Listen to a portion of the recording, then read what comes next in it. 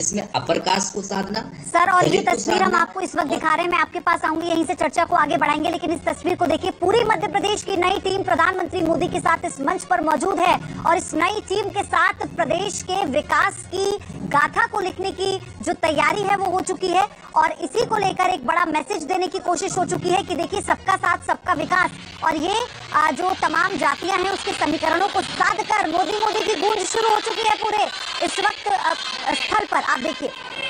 आपका बहुत बहुत धन्यवाद महोदय, और आप सभी लोगों ने हम पर आशीष बनाया, उसके लिए हम आप सभी के आभारी हैं। एक बार पुनः मैं शिल्पा भावना आप सभी को प्रणाम करती हूँ।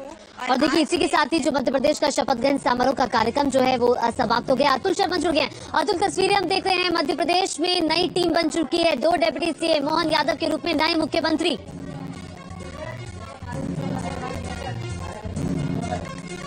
देखिए, बिल्कुल आज के लिए मध्य प्रदेश का दिन काफी अहम रहा। आज नए मुख्यमंत्री के तौर पर मोहन यादव ने, डॉक्टर मोहन यादव ने शपथ और गोपनीयता की शपथ ले ली है। साथ में 2 उप मुख्यमंत्री के तौर पर भी लिया है, शपथ ली गई है, जिसमें राजेंद्र शुक्ल और जगदीश देवड़ा रहे। देखिए, जिस तरीके से हम देख रहे हैं, एक बड़ा संदेश मध्य प्रदेश की राजधानी भोपाल से आज दिया गया है और स्टेडियम की तरफ से मोदी की तरफ से साफ तौर पर यह कहा गया है कि मध्य प्रदेश में अब विकास की गंगा बहा जाएगी। यानी स्पष्ट तौर पर यह मैसेज देने की कोशिश की गई है बीजेपी की तरफ से कि जो एकजुटता के साथ चुनाव लड़ा गया और आने वाले समय में जो वादे किए गए थे, वादे वो पूरे किए जाएंगे। देखिए, मोतीलाल स्टेडियम की तरफ से बीजेपी की तरफ से पूरी ताकत दिखाई। तमाम जो दिग्गज नेता हैं वो इस समय यहाँ पे मौजूद है। खुद पीएम मोदी यहाँ पे मौजूद है, तमाम अलग अलग प्रदेशों के मुख्यमंत्री यहाँ पे मौजूद हैं। बीजेपी के जो दिग्गज नेता हैं, जो पहली पंक्ति के नेता है, वो यहाँ पे शपथ ग्रहण समारोह में शामिल हुए। साथ में देखिए, जिस तरीके से हम देख रहे हैं कि ओबीसी वर्ग को लेकर जिस तरीके से मोहन यादव का चेहरा सामने आया है, तो कहीं ना कहीं जातिगत समीकरण साधने की जो कोशिश की गई थी बीजेपी की तरफ से, वो पूरी तरीके से कामयाब होती हुई दिखाई दे रही है। साथ में देखिए, अलग अलग जातिगत राजेंद्र शुक्ल यानी कि बामन वोट को साधने की कोशिश की और जगदीश देवड़ा है, तमाम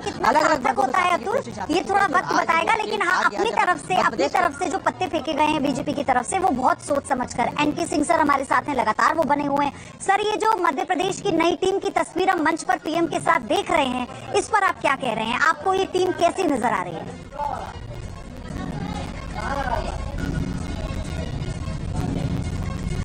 नहीं, दरअसल राजनीतिक विश्लेषण से परे है ये सब कुछ जी।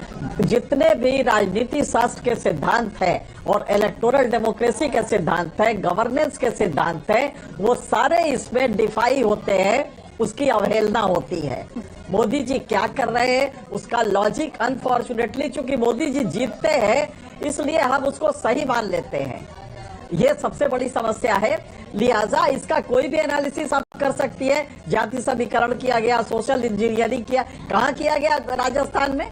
तो इसलिए इसकी एनालिसिस की मजबूरी ये है कि एकल नेतृत्व का मोदी जी का फॉर्मेट है, इसमें सब कुछ मोदी जी से फ्लो होता है और अंत में मोदी जी में ही समाहित हो जाता है।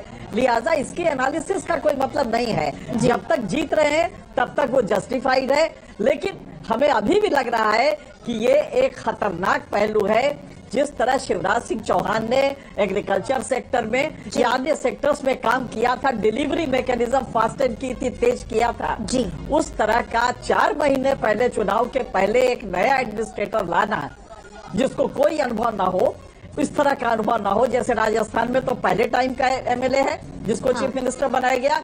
मुझे लगता है ये रिस्क है, लेकिन अगर मोदी जी जीत रहे हैं एनके सिंह साहब, आप इसे जो रिस्क कह रहे हैं, तो ये रिस्क आपको, मोदी जी जीत रहे हैं, लिहाजा सब कुछ सही है। सर, ये जो रिस्क आपको नजर आ रहा है, ये 2024 के लिए नजर आ रहा है?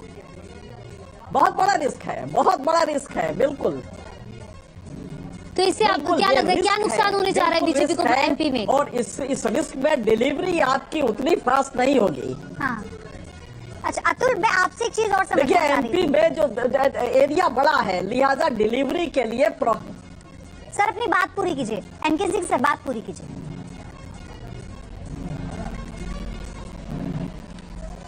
डिलीवरी चूंकि एरिया बड़े होते हैं, वहां पे पॉपुलेशन डेंसिटी जो है वो कम है मध्य प्रदेश में, लिहाजा प्रोडक्ट डिलीवरी के लिए आपको दूर तक जाना पड़ता है। मुझसे शिवराज सिंह चौहान ने एक बार ये बात कही थी कि आप बिहार से तुलना न करें।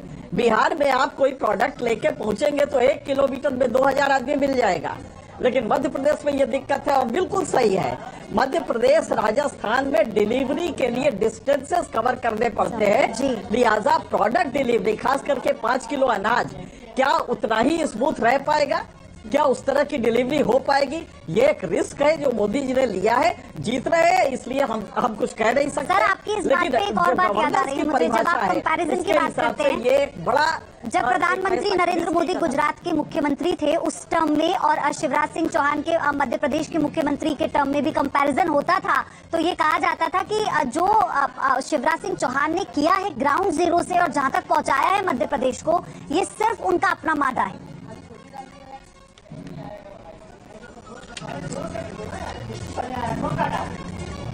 बिल्कुल, शिवराज सिंह चौहान ने वहां बहुत मेहनत की है और खास करके एग्रीकल्चर सेक्टर में काफी काम किया है। और फिर जो ये योजना लाए हैं, महिलाओं के लिए लाए थे, ये मास्टर स्ट्रोक था और उसकी डिलीवरी की। और इस राज्य का जो टोटल बजट होता है वो 3.25 लाख करोड़ का है, जीडीपी करीब 13 लाख करोड़ का है, लिहाजा 18,000 करोड़ का खर्च कोई बहुत ज्यादा खर्च नहीं था। तो एक रिस्क लिया था उन्होंने और बड़ा सक्सेसफुल रहा।